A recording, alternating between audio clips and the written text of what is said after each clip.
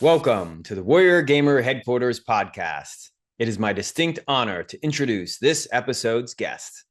People may know me from the Netflix show Toughest Forces on Earth, but I am not a TV star. When I did the bike ride, I was asked, what is the message you're trying to promote? And I didn't really have a message. I said, well, physical activity helps your mental state. And they said, oh, no, you can't use that. I said, well, why not? And they said, it's not been scientifically proven. This was back in 2017 now.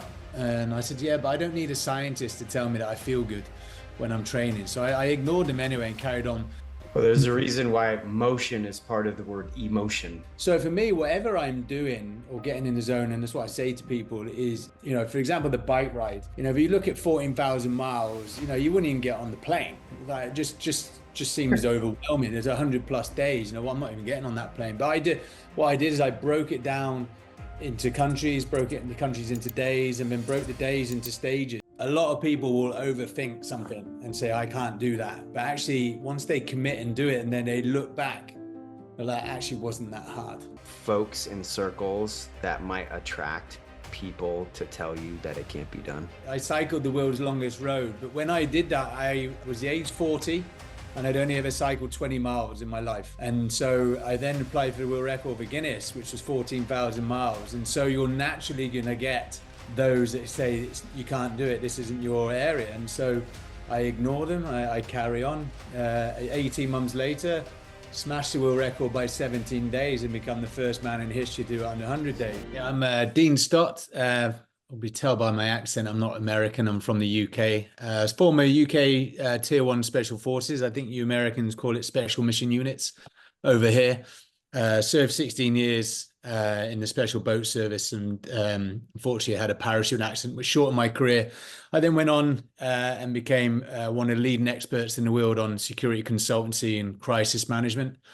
Some of the missions that we've managed to carry out as civilians is single-handedly evacuating the Canadian embassy out of Libya, 1,200 out of Afghanistan, more recently 220 out of Israel. I advise presidential teams, royal families, and look after ultra-high net worth family offices. In addition to that, I'm a father of three, a husband. My wife is my business partner. I also have 2 world records for cycling the world's longest road.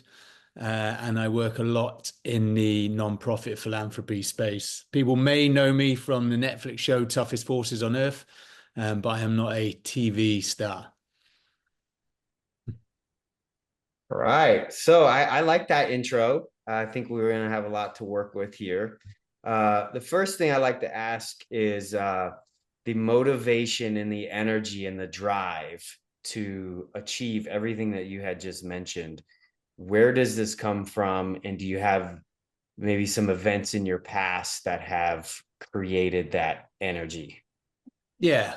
So my father was in the military, my grandparents. So I was born in that environment, very much immersed in that. I never actually wanted to be in the military. I always wanted to be a fireman. But I went on holiday from college. It was supposed to be 2 weeks, turned into 6 months, and ended up working in a surf shop. And my father came and found me long before the mobile phone. This is 1994. And he found me working in a surf shop and basically said I'd ruined my life and my education. What was I going to do? And so to silence him, I told him I'd join the military. And he told me I'd last 2 minutes. And so for me, that was my motivator to join the military and prove him wrong. I think now in reflection, it was reverse psychology because it did work. But that was the start of really a number of people throughout my career saying it's not possible. For me, the best course of action is action itself. There's no point in me arguing with that person because they're just going to disagree until you prove them wrong.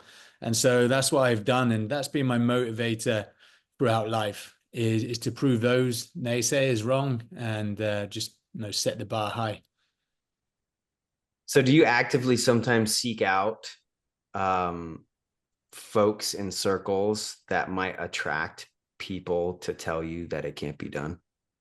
No, I don't actively seek them, and they just naturally come. For example, I mentioned the bike ride. I cycled the world's longest road, but when I did that, I was the age 40, and I'd only ever cycled 20 miles in my life. And so I then applied for the world record for Guinness, which was 14,000 miles. And so you're naturally going to get those that say you can't do it, this isn't your area. And so I ignore them. I carry on. 18 months later, smash the world record by 17 days and become the first man in history to do it under 100 days. And then all of a sudden you have tumbleweed and there's silence. And so I don't actively seek them. They just naturally come just because you are putting yourself out there. But for me, it had to be an extreme challenge. I am sort of wired slightly different. I can't just go join a cycling club. I have to find what's the biggest challenge out there. And always everything we do, as I touched on, it has a give back factor. So it's all regards with charity and philanthropy. So that bike ride, we raised $1.4 million for mental health as well along the way, which is more impressive than the bike ride itself. That's very impressive. I love that you mentioned mental health. That's one of our big reasons that we show up every week. We really want to make an impact on that space. Yeah. What would you tell your colleagues in the military that you've learned in terms of keeping their resilience up, finding that not necessarily that happy place, but that space of contentment, that ability to move on and take on the next challenge? I think for me, I got injured out of the Special Forces after 16 years. I never planned on leaving the military. So I went through an identity crisis myself, from serving in probably one of the best units in the world, knowing what I was doing for the next 2 years, to now what is my role within society. My wife was pregnant with our first child of 8, she was 8 months pregnant, and I had all those pressures as well. So I was going through a little bit of a mental health crisis myself at the time. When I did the bike ride, so Prince Harry and I are good friends. He was the guy that I rang up. Him and I do a lot in the charity space, and him and his brother and Kate were just about to launch a campaign on mental health. And I'd seen it firsthand in the military about mental health, but I wasn't aware how big it affects the whole of society, be it postnatal depression, young children, teenagers, all the way through to adults and veterans.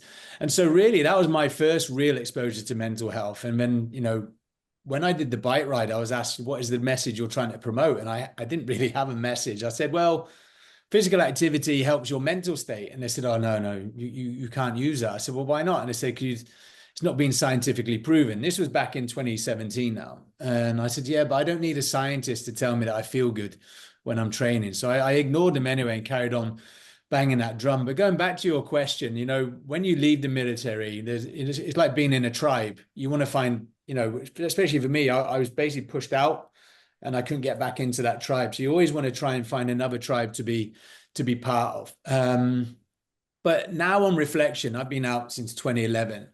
I always find that you have evolutions in life. I don't get upset at all, but I don't like it when I see some of my Special Forces friends talking about stuff from 20 years ago, resting on their laurels. I'm like, that's great, but what have you done since? What have you done to improve yourself? What is your next evolution? So for me, for those that are getting out, don't get me wrong. The transition's very difficult. I say that you never fully transition, but speak to your friends. Communication's a key one. Stay active and always have an objective or mission to aim for. I think a lot of people come out and they feel lost. They don't know. Don't know what their role is within society. They don't know what the next mission is as well. So, and you're not the only person. We all go through it, and so that would be my one for the veterans is speak to others, and I'll always promote that. If you're feeling down, put on your trainers or go, ride a bike or something. I think there is scientific proof for that now. There is, yeah. No, I was guest speaking at Hampden Park for Scottish Rugby and Scottish Football Club, and I mentioned that comment, and straight after, this doctor came up to me and just dropped the file in front of me and said, "It's now been scientifically proven." I said, "Yeah, I know it has," but I'm glad I stuck to my guns and still promoted that message rather than sort of fold to what I was being told at the time.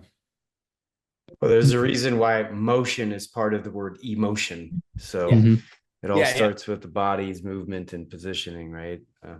Robert's taught me that. And I always have this analogy that your body's like a river. It needs to keep flowing. As soon as it becomes still and it becomes stagnant, you get disease, so you have to keep moving. You need to have that motion, as you say. But, for me, sometimes I've got, you keep it moving, but it doesn't always have to be a grade 6 waterfall. You can sometimes take your foot off the gas, and that's where I've sometimes got it wrong in the past. It's always got to be 100 miles an hour. It doesn't have to be like that.